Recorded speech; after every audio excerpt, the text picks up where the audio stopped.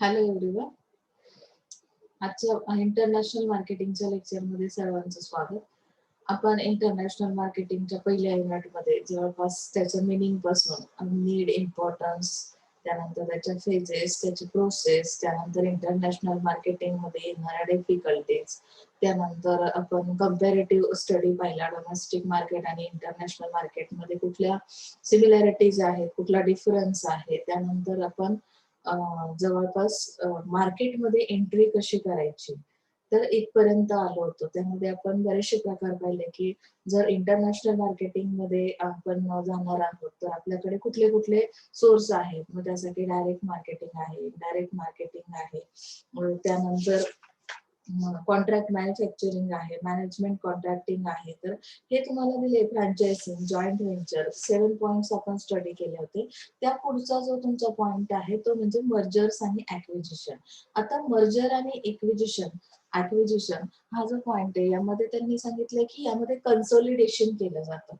Consolidation म्हणजे काय की mergers and acquisitions are defined as consolidation of companies, differentiating the two terms. Merger is the combination of two companies to form one, while acquisition is one company taken over by the other. म्हणजे इथे काय केलं जातं बघा, मर्जरचं meaning असते आहे की combination आहे दोन कंपनीचं. यहाँ पे हम देख सकते हैं। और एक्विजिशन का मीनिंग क्या होता है कि एक कंपनी दूसरी कंपनी को टेक ओवर कर रही है यहाँ पे। M&A is one of the major aspects of corporate finance world, and the reasoning behind M&A generally given is that of two separate companies together create more value compared to being on an individual stand. With the objective of wealth maximization, companies keep evaluating different opportunities through the route of merger or acquisition. अभी ये जो take over करना है या merger है, तो ये जो दो थिंग्स उन्होंने बताई, इसके पीछे उन्होंने क्या बताया कि इनको क्या करना है कि इंटरनेशनल मार्केटिंग में जाना है, एंट्री करनी है। तो एट दैट टाइम उन्होंने यहाँ पे कुछ चीजें मेंशन की है बाय परचेसिंग असेट्स। अभी किस रीजन की वजह से ये लोग टेक ओवर क्यों किया जाता है, अभी एक कंपनी दूसरी कंपनी को टेक ओवर करती है तो इसके पीछे रीजन क्या है। परचेस करना है असेट्स को, purchasing common shares, exchange of shares for assets and exchanging shares for shares. यानी कि दो लोग जब भी किसी चीज के लिए एक साथ मिलकर काम कर रहे हैं यहाँ पे, तो हमें ये देखना जरूरी कि उसके पीछे उसका ऑब्जेक्ट क्या है। तो यहाँ पे उन्होंने ये ऑब्जेक्ट्स मेंशन किए। तो ये सिंपल कंसेप्ट है। ये एक मार्केट एंट्री का आपके लिए सोर्स अवेलेबल है। ट्रंकी प्रोजेक्ट्स बनाए जाते हैं, मतलब क्या किया जाता है, अगर आप किसी प्रोजेक्ट पे काम कर रहे हैं, प्रोजेक्ट पे काम करना, एक प्रोजेक्ट को कंप्लीट करना और उसे सेल करना। तो यहाँ पे उन्होंने बताया one of the special mode of carrying out international business is turnkey project.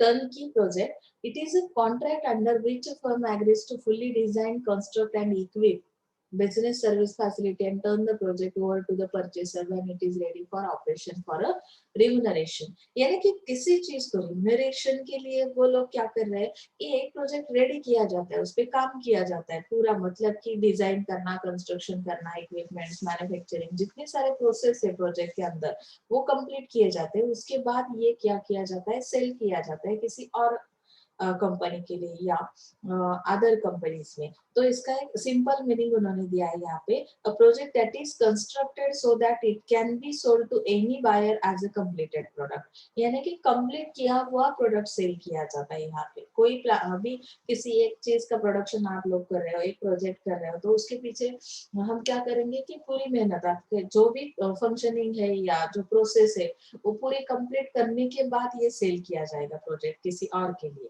Okay. Second, Holi own subsidiaries. अभी इसके अंदर क्या बताया कि जो आपके पूरा, मतलब की होली ओन सबसिडरी मतलब काय आहे, ज्याला आपण म्हणतो तुमच्या संपूर्णपणे मालकीचं आहे, त्यामध्ये तुमचे राइट्स आहेत। मग अशी जी कंपनी आहे Holi own subsidiary is a company whose common stock is 100% own by another company. आपका जितना स्टॉक है वो 100% स्टॉक किसी अदर कंपनी के लिए वो क्या करते देते। तो ये पेरेंट कंपनी जो है, पेरेंट कंपनी यानी ज्याला आपण म्हणतो ना की पालकत्व जिच्याकडे आहे, तुमचे पॅरेंट ही जी कॉन्सेप्ट आहे, पॅरेंट कंपनी म्हणजे मेन कंपनी, ती काय करते की दुसऱ्या कोणाला तरी 100% दुसऱ्या कोणाकडून दुसऱ्याच्या मालकीचं जे काही हे आहे प्रोडक्ट आहे किंवा सबसिडरी आहे, तर तिचा 100% राइट्स ते घेण्याचा प्रयत्न करतात यामध्ये होली ओन सबसिडरीज मध्ये. whereas company can become Holi own subsidiary through an acquisition by the parent company, यानी कि यहाँ पे एक्विजिशन को हम देख सकते हैं, जैसे टेक ओवर करना, एक कंपनी दूसरी कंपनी को टेक ओवर करती है, मतलब 100% उसका जो स्टॉक है वो क्या किया जाता है, परचेस किया जाता है, ओके ना। तो यहाँ पे होली ओन सब्सिडरीज इस तरह से उन्होंने मेंशन किए। when lower cost and risk are desirable or when it is not possible to obtain complete a majority control, the parent company might introduce an affiliate, associate or associate company in which it will own a minority stake, यानी कि lower cost है यानी risk है that are desirable or when it is not possible to obtain complete or majority control। जब भी हम लोग completely control नहीं कर पाते, वे ये जो merger जो देखा आपने, दो companies का क्या है, combination है दो organization का, जब combination होता है तो आपका एक दूसरे पे पूरा control रहता है। यहाँ पे अगर हम लोग acquisition पे देखते हैं तो acquisition में take over किया जाता है, लेकिन take over करने के बाद अगर आपको ऐसा लग रहा है कि ये यहाँ पे कंट्रोलिंग, आपका कंट्रोलिंग सिस्टम कम हो रहा है, तो पेरेंट कंपनी क्या करती है कि एसोसिएट करना, अफिलिएट करना, ये पार्ट उसके अंदर आता है। जैसे कि होली ओन सब्सिडरीज के अंदर उन्होंने बताया wagon group of America including distinguishing brands such as Audi, Bentley, Bugatti, Lamborghini, इस तरह के जो ब्रांड्स है वो किस तरह से बाहर के मार्केट में सेल किए जाते हैं। तो यहाँ पे हम लोग ये होली ओन सब्सिडरीज का देख सकते हैं। अभी ग्लोबलाइजेशन की कंसेप्ट हम स्टडी करेंगे। बहुत बार क्या होता है कि हम लोग बहुत आगे जाते हैं और हम जो बेसिक है उस पे ही फोकस करना भूल जाते हैं, तो हमें ये बात बहुत बिल्कुल ध्यान में रखनी है।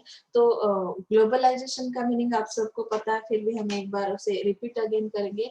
द ह्यूमन, अभी जो यहाँ पे human society around the world over a period of time has established greater contact, but the pace has increased rapidly since the mid 1980. The term globalization means international integration. Globalization का एक simple meaning उन्होंने यहाँ पे explain किया, जिसकी वजह से आपको समझ में आएगा कि ग्लोबलायझेशन मतलब काय आहे। आधुनिकीकरण झालं म्हणजे नक्की काय झालं, तर हे इंटिग्रेशन आहे, international integration.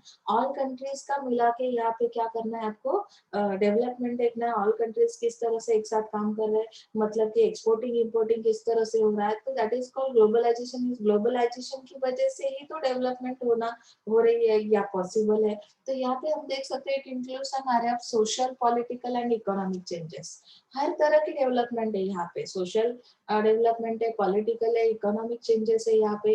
Unimaginable progress in modes of communication, यानी कि एक्सपोर्टिंग इंपोर्टिंग किया जाता है, मतलब क्या है कि ये जो प्रोग्रेस है किस चीज की वजह से, कम्युनिकेशन हो रहा है। कम्युनिकेशन होना यानी कि यहाँ पे हम लोगों ने उतनी जो टेक्नोलॉजी वो डेवलप हो रही है, उसकी वजह से अनइमेजिनेबल प्रोग्रेस ग्लोबलाइजेशन की वजह से दिखाई दे रही है।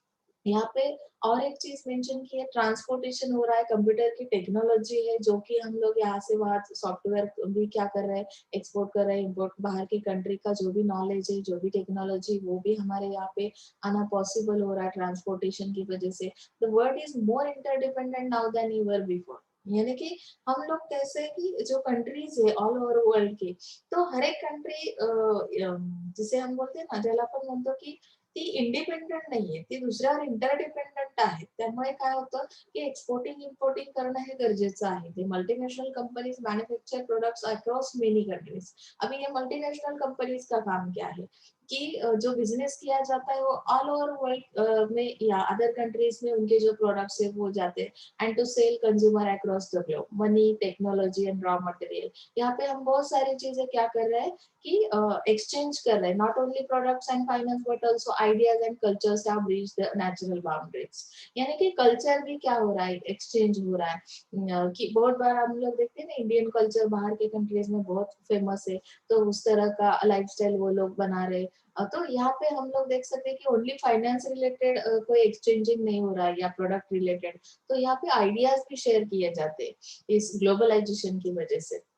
Globalization of the economy, also the globalization of politics, culture and law is the order of the day, and the formation of general agreement of tariff and trade, मतलब gate की एक जो सिस्टम बनाई गई है, वो सिस्टम हम आगे जाके डीपली देखने वाले कि ये गैट किस तरह से बनाया गया, इसका फॉर्मेशन कैसे हुआ, तारीफ एंड ट्रेड रिलेटेड ये जो एग्रीमेंट बना तो इसके बीच किस तरह की प्रोविजन की गई, तो ये हम लोग आगे देखने वाले। ये ग्लोबलाइजेशन की वजह से पॉसिबल हुआ है।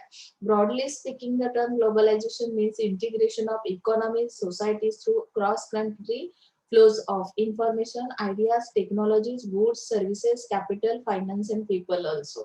यानी कि हमने जो शॉर्ट मीनिंग देखा था ग्लोबलाइजेशन का, तो यहाँ पे शॉर्ट मीनिंग में उन्होंने इंटीग्रेशन ऑफ ऑल वर्ल्ड ऐसे बताया, ऑल कंट्रीज ऐसा बताया था। तो यहाँ पे किस तरह का इंटीग्रेशन है, तो इकोनॉमीज रिलेटेड है, सोसाइटी रिलेटेड है, क्रॉस कंट्री मतलब किस तरह का फ्लो किया जा रहा है क्रॉस कंट्री, तो information, ideas, technologies, goods, services, capital, finance and people also.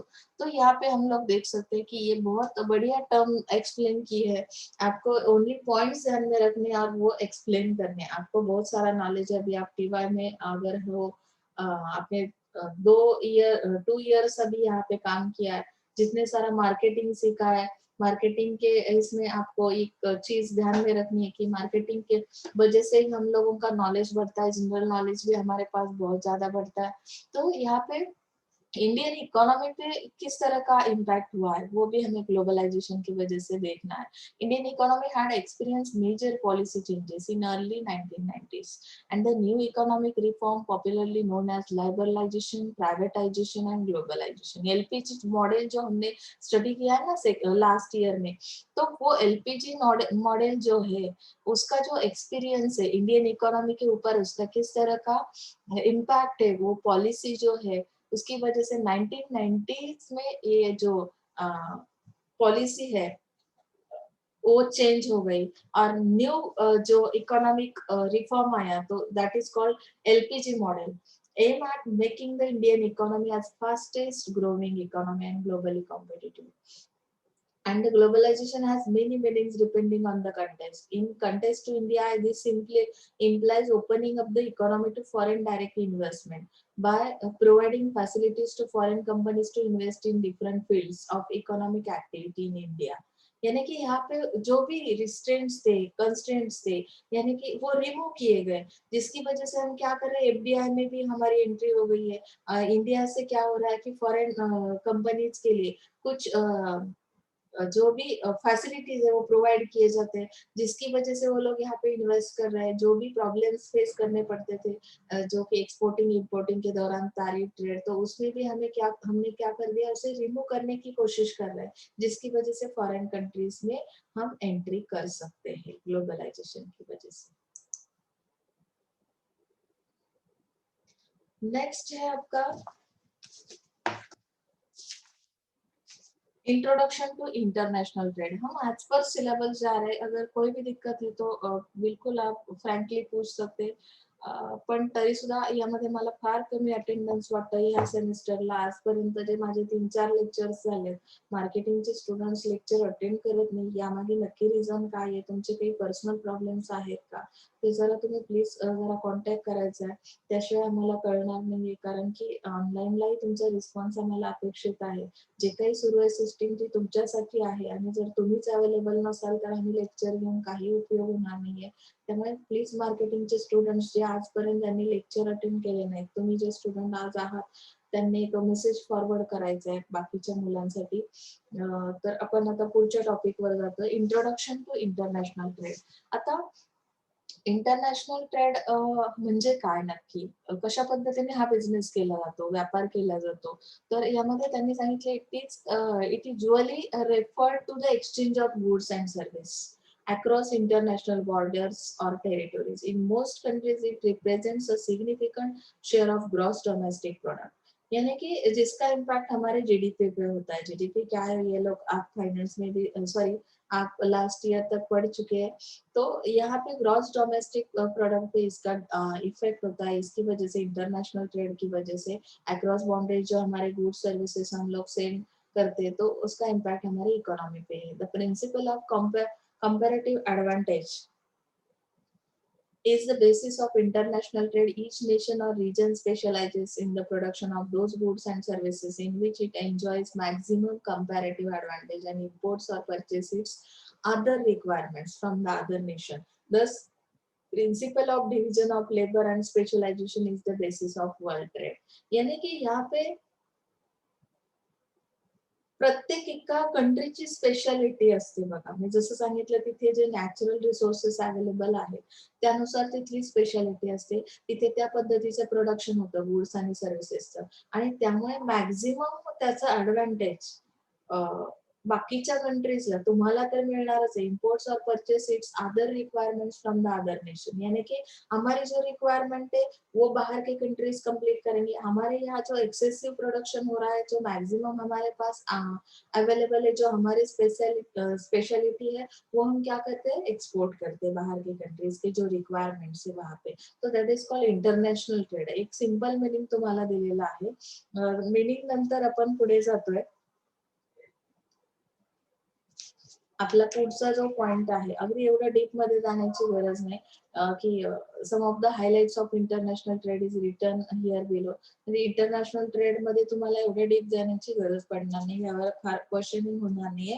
He ji concept introduction तुम्हाला दिलेली आहे त्याचं मेन मिनिंग आहे तुमचा जो पुढचा पॉइंट आहे, टाइप्स ऑफ ट्रेड बॅरियर्स, तो आपण बघणार आहोत.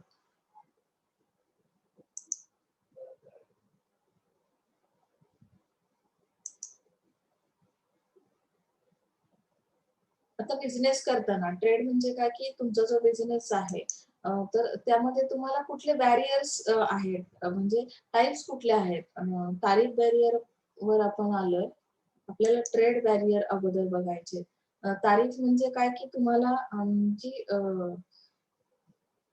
जकात भरावी लागते. तुम्हाला मराठीमध्ये माहिती असेल कदाचित. जकात भरणं म्हणजे काय? आयात मालावर जे काही कर लावला जातो, जकात लावली जाते. तर टाइप्स ऑफ ट्रेड बॅरियर्स इथे आपल्याला बघायचंय. आपला हा सिलेबसचा पॉइंट आहे. तुमच्यासाठी बाकीच्या गोष्टी नाहीयेत. इंटरनॅशनल ट्रेड ही कन्सेप्ट तुम्ही लक्षात ठेवायची, इंट्रोडक्टिव्ह पार्ट, की इंटरनॅशनल ट्रेड म्हणजे नक्की काय आहे आणि त्यामध्ये टाइप्स ऑफ ट्रेड बॅरियर्स कुठले आहेत. मग आता हा जर आपल्याला बिझनेस करायचा तर बॅरियर्स कुठले ते स्टडी करणं गरजेचं आहे. कारण की काही अडचणी असतील. बॅरियर्स म्हणजे काय, की काही प्रॉब्लेम्स जे की तुम्हाला काय करायचे त्यावर सोल्युशन काढायचे आहे किंवा त्या पद्धतीने तुम्हाला नॉलेज येईल. तुमचं प्रोडक्ट आहे, मी अगोदरच सांगितलं की तुमचं पर्सनल एखादं प्रोडक्ट आहे आणि ते तुम्हाला फॉरेन मार्केटमध्ये पाठवायचं, तर त्यासाठी काय अडचणी असतात, डॉक्युमेंटेशन काय असेल, हा प्रकार तुम्हाला या टॉपिक मध्ये बघायला मिळेल. यामध्ये trading concept is centered on the simple activity of the exchange of good or services, or both. These exchanges may be the ones that simply take place between two parties within the country or between two different countries. यानी कि यहाँ पे उन्होंने बताया कि ये जो trading किया जाता है बिटवीन टू पार्टीज, तो टू पार्टीज कौन से, विद इन द कंट्री और बिटवीन टू डिफरेंट कंट्रीज. मतलब कि बिजनेस तो दो लोगों के साथ जो डोमेस्टिक मार्केट में भी हो सकता है और अदर कंट्री के साथ भी हो सकता है. So the simple trade which takes place between two parties is known as bilateral trade. If these exchanges can take place between more than two parties is known as multilateral trade. तो अभी आपको यहाँ पे दो meaning समझ में आए. जसं की आता दोन पार्टीज मध्ये जर ते ट्रेडिंग केलं जात असेल किंवा सिंपल ट्रेड म्हणजे काय, तर दोन पार्टीज मध्ये होणारा trade that is called bilateral trade. आणि यामध्ये मोर दॅन टू पार्टीज जर इन्व्हॉल्व असतील त्या बिझनेसमध्ये तर त्याला मल्टीलॅटरल ट्रेड असं आपण म्हणतो. मग आता त्यामध्ये सांगितलं, country for the purpose of importing and for doing international business generally uses the following three barriers. कौन से बैरियर्स है ट्रेड बैरियर्स? तो अभी तारीफ बैरियर का मैंने मीनिंग अभी बताया, ज्याला म्हणतो आयात मालावर तुम्हाला जे काही जकात भरावी लागते, दॅट इज कॉल्ड तारीफ बैरियर्स. म्हणजेच काय, की जे इम्पोर्ट केलं जातं त्याच्यावर तुम्हाला काही टॅक्स ड्युटीज असतात. जसं this is the barrier put on imports in the form of duties, tax, quotas and due to which the imports are less and the price level of imported products rises and the demand for them decreases. म्हणजे काय होतं बघा, importing कमी करायचंय आपल्याला. त्याचं कारण काय, की डोमेस्टिक मार्केट मधला जो प्रोडक्ट आहे त्याला प्रोटेक्शन प्रोव्हाइड करायचंय. आपल्याकडे जर ऑलरेडी ते प्रोडक्ट अवेलेबल आहेत, आपल्याकडे ज्या कंपनीज आहेत त्यांचं प्रोडक्शन असताना जर आपण बाहेरून जास्त इम्पोर्ट केलं तर आपल्या इथला रोजगार कमी होईल, आपल्या इथला माणूस काय होईल, गरीब होईल आणि बाहेरचे लोक येऊन इथे बिझनेस करतील. जसं की आपल्याला इंग्रजांच्या काळात झालं, ते बिझनेस व्यापारासाठी आले आणि त्यांनी पूर्ण आपल्या याच्यावर कब्जा केला. मग आपल्याला स्वातंत्र्य स्वातंत्र्य मिळवण्यासाठी किती झटपट करावी लागली. तर हा सगळा प्रकार होऊ नये म्हणून आपण काय करतो की इम्पोर्टेड जे काही गोष्टी आहेत, प्रोडक्ट्स आहेत, तर ते जास्त प्रमाणात येऊ नयेत आणि त्याची डिमांड तेवढीशी जास्त वाढू नये, ती डिक्रीज व्हावी, इन्क्रीज होऊ नये, यासाठी आपण तारीफ बॅरियर्स लावलेले असतात. नेक्स्ट है नॉन तारीफ बैरियर्स। अभी इसके अंदर हम क्या प्रोविजन करते हैं, अगर this is the barrier put by the country on imports by restricting quantity of importing. तो अभी क्वांटिटी रिलेटेड हम जो रिस्ट्रिक्शन है वो लगा देते हैं। Fix quantity is defined for the importing products that make the price level of the imported goods high and supply of foreign goods become limited. तो इम्पोर्टेड गुड्स की जो प्राइस रहती है वो हाई है, तो इसकी वजह से हमें उस पे रिस्ट्रिक्शन लगाना चाहिए। तो हम लोग क्या करते हैं कि इतना ही, इतने फिक्स क्वांटिटी में आपका प्रोडक्ट यहाँ पे इंपोर्ट किया जा सकता है। इंडिया में अगर आएगा तो कितनी क्वांटिटी में आएगा, तो इस तरह के बैरियर्स है। तो ये भी हम रिस्ट्रिक्शन लगा देते हैं। वॉलंटरी कंस्ट्रेंट के अंदर उन्होंने और एक चीज बताई है की व्हॉलंटरी म्हणजे काय की ऐच्छिक तुम्ही ठरवणार आहात स्वतःच। आपण काही रूल्स घालून देतो की नाही, आपण बिझनेस करतो, आपण इथिकल मॅनर्स काही यूज करतो, तसे इथे त्यांनी व्हॉलंटरी कन्स्ट्रेंट्स दिलेले आहे। This is the last kind of trade barrier. ये भी एक ट्रेड बैरियर है in which the country itself voluntarily stops the incoming products. मतलब कि कंट्री खुद उस पे रिस्ट्रिक्शन लगा देती है, ये that is called voluntary constraint. Due to this barrier the country has power to stop the imports coming frequently into the country and limiting the competition with the foreign goods with the local industries. अभी foreign goods बहुत ज्यादा अगर आ रहे हैं तो यहाँ पे competition बढ़िया हो जाएगा, लोकल इंडस्ट्रीज जो है उस पे उसका इम्पैक्ट हो सकता है। तो हम लोग क्या करते हैं कि खुद कंट्री उस पे रिस्ट्रिक्शन लगा देती है, स्टॉप कर देती है इनकमिंग जो भी बाहर के प्रोडक्ट्स है उस पे रिस्ट्रिक्शन लगाया जाता है। These three types of trade barriers should be taken into consideration when deciding the trade internationally।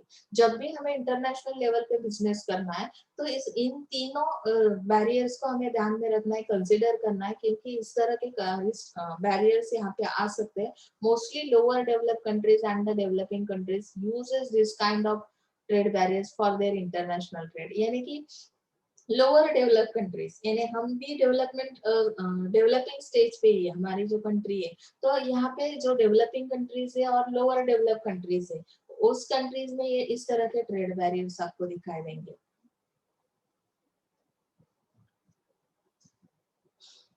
अभी यहाँ पे टाइप्स ऑफ बैरियर्स है। ये जो पॉइंट्स है, country earns foreign exchange by putting tariff and non tariff barriers. मतलब कि advantage क्या है ये वॉलंटरी कंस्ट्रेंट लगाने की वजह से कि कंट्री अर्न करती है फॉरेन एक्सचेंज को। उसके सेकेंड पॉइंट है the local industry of the country is protected. Local industry को हम प्रोटेक्शन प्रोवाइड कर रहे हैं। Less imported goods are brought into the country due to which consumer also buys local products. Local product को preference देना जरूरी है, इसकी वजह से हम लोग क्या कर रहे हैं यहाँ पे वॉलंटरी कंस्ट्रेंट्स लगाते हैं। The currency remains in the country due to which government gains benefit in the form of revenue. Country को अगर फायदा बेनिफिट चाहिए, गवर्नमेंट अगर प्रॉफिट में होना जरूरी है, तो करेंसी यहाँ की यहाँ पे रहनी चाहिए, तो इसकी वजह से ये वॉलंटरी कंस्ट्रेंट गवर्नमेंट लगा देती है। ओके, सो टाइप्स ऑफ तारीफ बैरियर। अभी तारीफ बैरियर किस तरह से लगाए जाते हैं, जैसे कि मैंने बताया ना आपको कि तारीफ मतलब ज्याच्यावर आपण काहीतरी कर जकात लावली जाते आयात मालावर, म्हणजे इम्पोर्टिंग केलेल्या प्रोडक्ट्सवर, तर यामध्ये स्पेसिफिक ड्युटी लावली जाते। It is based on physical characteristics of good when a fixed sum of money keeping in view the weight or measurement of commodities lived as a tariff, it is known as specific duty। यानी कि physical characteristic किस तरह के, physical characteristic के अंदर हम लोग बोलते हैं ना कि ये प्रोडक्ट टेंजिबल है, ये पेरिशेबल है, पेरिशेबल खराब होणारा प्रोडक्ट आहे, तर मग त्याच्या वेट नुसार, त्याच्या फिजिकल कॅरेक्टरिस्टिक्स नुसार त्या कमोडिटीवर काय केलं जाईल, ती तारीफ म्हणजे स्पेसिफिक ड्युटी लावली जाईल इम्पोर्ट करताना। Fix sum of import duty may be levied on the import of every barrel of oil irrespective of quality and value. यहाँ पे क्वालिटी और वैल्यू को ध्यान में नहीं लिया जाता। जो कमोडिटी की वैल्यू है या क्वालिटी है, यहाँ पे ओनली फिजिकल कैरेक्टरिस्टिक्स को फोकस किया जाएगा, वेट और मेजरमेंट को ध्यान में लिया जाएगा, और उसके थ्रू हम लोग क्या कर सकते हैं कि किस टाइप का प्रोडक्ट है, किस उसका कैरेक्टरिस्टिक क्या है, उसके थ्रू हम लोग डिसाइड कर लेते हैं कि इस पे कितनी ड्यूटी लगनी चाहिए, मतलब specific duty that is called. तो इट डिस्करेजेस चीप इम्पोर्ट्स। ज्याला आपण स्वस्तात इम्पोर्ट करणं, हा पार्ट इथे होणार नाहीये, की कोणीही आपल्याकडे यावं आणि एंट्री करावी आपल्या मार्केटमध्ये, तर असं होणार नाही. त्यासाठी हे जे तारीफ बॅरियर्स आहेत, हे डिस्करेज करतात अशा गोष्टींना. Specific duties are easy to administer as they do not involve the problem of determining the value of imported goods. And however specific duty can not be levied on certain articles. अभी ये specific duty कहाँ पे नहीं लगाई जाती ना, cannot be live on certain articles, that means like work of art. अभी जो आर्ट रिलेटेड वर्क किया हुआ है तो उसके लिए ये ड्यूटी नहीं लगाई जाती specific duty. For instance a painting can not B tax on the basis of its weight and size. Painting के ऊपर भी ये लोग साइज और वेट देख के नहीं स्पेसिफिक ड्यूटी लगाते. तो कुछ एक्सेप्शनल ऐसे चीजें हैं जिसपे ये स्पेसिफिक ड्यूटी नहीं लगाई जाती. ओके, टाइप्स ऑफ तारीफ बैरियर में एड वैलोरम ड्यूटी है. एड वैलोरम ड्यूटी के अंदर हम लोग देख सकते हैं यहाँ पे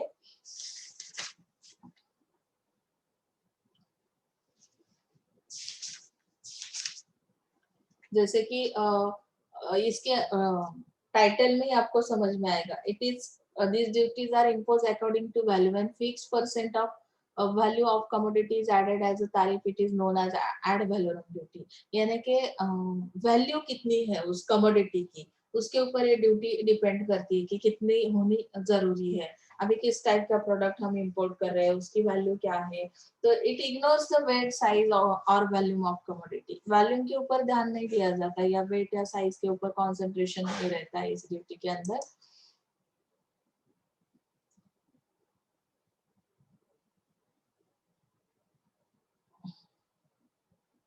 यहाँ पे एक चीज उन्होंने मेंशन की है, costly works of art, rare manuscripts, then in practice this type of duties mostly live on majority of items. मतलब कि costly work of art, costly work अगर है आर्ट में किया गया या ज्याला आपण म्हणतो की रेअर मॅन्युस्क्रिप्ट्स म्हणजे जे हस्तलिखित आहे, तुम्ही हाताने लिहिलेलं आहे, अशा काही गोष्टी आहेत त्या एक्सचेंज होत असतील, इम्पोर्ट केल्या जात असतील तर त्यावर मोस्टली ही ड्यूटी लावली जाते. कंबाइन और कंपाउंड ड्यूटी. कंबाइंड ड्यूटी कहाँ पे है? It is a combination of the specific duty and ad valorem duty. अभी जो पहले हमने दो चार्जेस देखे ना कि तारीख बैरियर के अंदर, तो ये इन दोनों का कॉम्बिनेशन है कंबाइंड और कंबाइंड कंपाउंड ड्यूटी. तो पहले इसमें हमने क्या देखा था, स्पेसिफिक ड्यूटी कहाँ पे लगाई जाती है, फिजिकल कैरेक्टरिस्टिक्स को ध्यान में लिया जाता है. और वैलोरम ड्यूटी के अंदर उस प्रोडक्ट की वैल्यू कितनी है उसके ऊपर ये ड्यूटी लगती है. तो उन्होंने उसका परसेंटेज दिया, 10% of value and one on every metre of cloth is charge as duty. यानी की प्रत्येक एका मीटरला किती रुपीज तुम्ही ऍड करणार आहात ती ड्यूटी. आता किती मीटर कपडा तुमच्याकडे इम्पोर्ट केला जातो त्यावरती डिपेंड करतं. म्हणजे व्हॅल्यू कशी काढली जाते, ही जी ड्यूटी लावली जाते ती कशी लावली जाते की 10% त्याच्या व्हॅल्यूवर कॉन्सन्ट्रेशन असेल आणि त्यामध्ये परत त्यांनी 1% कशावर कॉन्सन्ट्रेशन केलेलं आहे की प्रत्येक एका मीटरसाठी, म्हणजे मीटर मध्ये कपडा मोजला जातो ना, म्हणजेच ते त्या पद्धतीची ड्युटी. म्हणजे व्हॅल्यू पण लक्षात घेतली जाते आणि फिजिकल कॅरेक्टरिस्टिक्स, मग कपडा असेल तर त्याची व्हॅल्यू काय आहे, तर अशा पद्धतीने तुम्ही ती कंबाईन ड्युटी लावता. स्लायडिंग स्केल ड्युटी मध्ये काय दिलंय बघा की it is impose on certain imports where products are subsidized by exporting government. As a result of government subsidy imports become cheaper than domestic goods. यानी कि यहाँ पे गवर्नमेंट की सब्सिडी मिलती है. And to nullify the effect of subsidy, this duty is imposed in addition to normal duties. यहाँ पे अगर आपको क्या करना है, उन्होंने बताया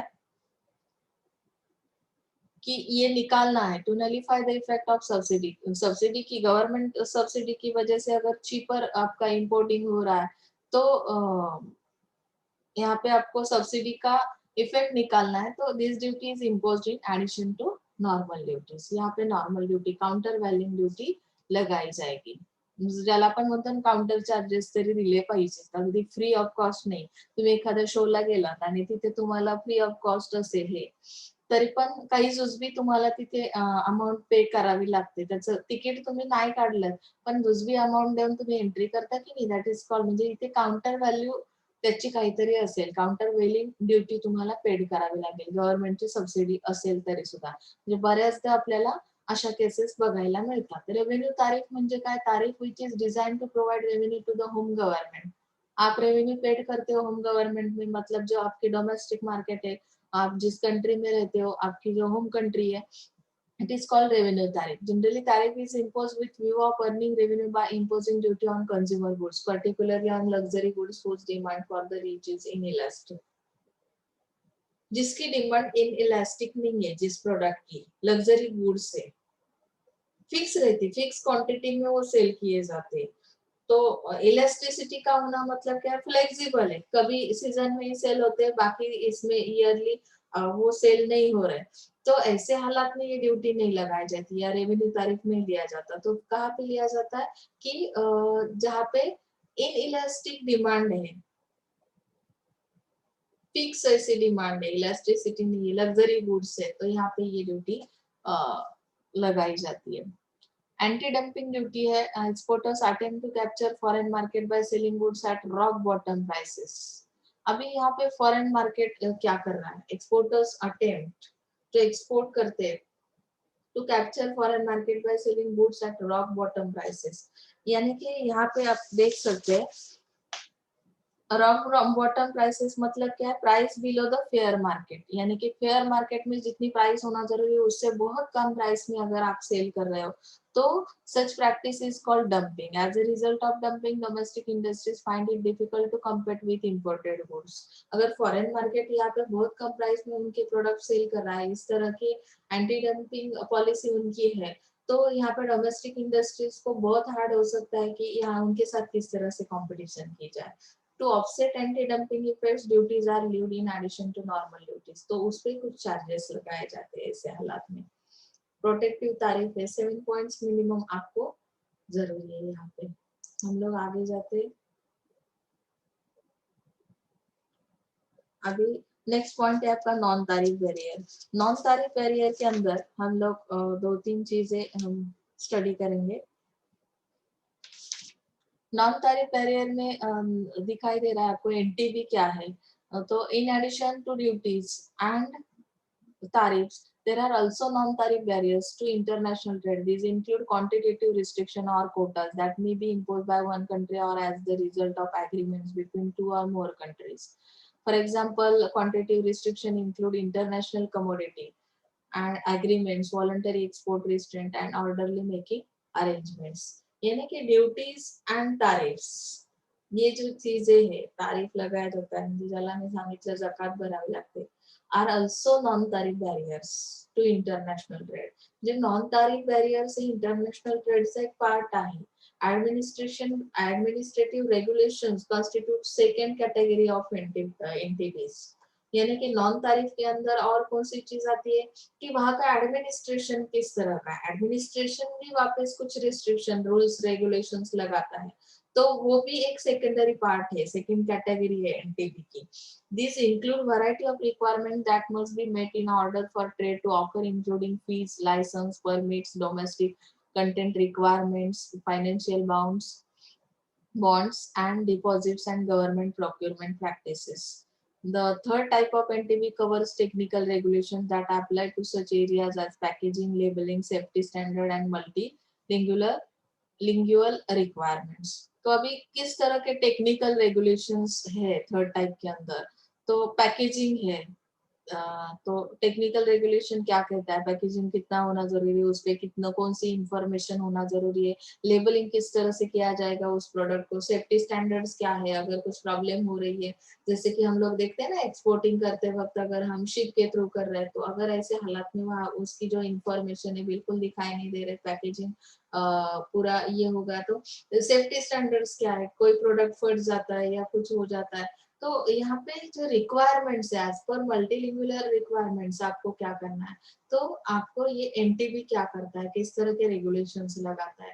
जसं मी तुम्हाला मागच्या वर्षी मार्केटिंग शिकवताना सांगितलं की अल्कोहोलचे जे प्रोडक्ट्स आहेत, अल्कोहोल मिक्स असणारे किंवा मग टोबॅको सारखे प्रोडक्ट्स आहेत, त्यावर स्पष्टपणे त्यांनी मेन्शन केलेलं असतं लेबल करताना। पॅकिंग आणि लेबलिंग हा जो पार्ट आहे, तो सेफ्टी स्टँडर्ड म्हणून ते काय लिहितात की म्हणजे हे खाण्यास मनाई आहे. पण मग तुम्ही तरी जर ते खात असाल, तर मग हे काय आहे, की तुम्ही स्वतःच्या रिस्कवर तो प्रॉडक्ट पर्चेस करताय. अशा पद्धतीने इथे ह्या रिक्वायरमेंट्स दिलेल्या आहेत. आता एन-टी-पी मध्ये तुम्हाला पुढे टाइप्स ऑफ एन-टी-पी मध्ये काही पार्ट दिलेला आहे. आय थिंक आपण आजच्यासाठी इथे थांबूया. पुढचा पार्ट पुढच्या लेक्चरला घेऊया. खूप एक्सेसिव्ह होईल. So thank you so much. आजच्या याच्यामध्ये काही अडचण असेल तर प्लीज शेअर करा आणि अटेंडन्स वाढवा. मी पुन्हा पुन्हा सांगेन, मार्केटिंगचे जे विद्यार्थी घरामध्ये आहेत आणि अटेंड करत नाहीयेत लेक्चर, त्यांनी ते लेक्चर्स अटेंड करायचे. अटेंडन्स मस्ट असेल. Okay. Thank you so much.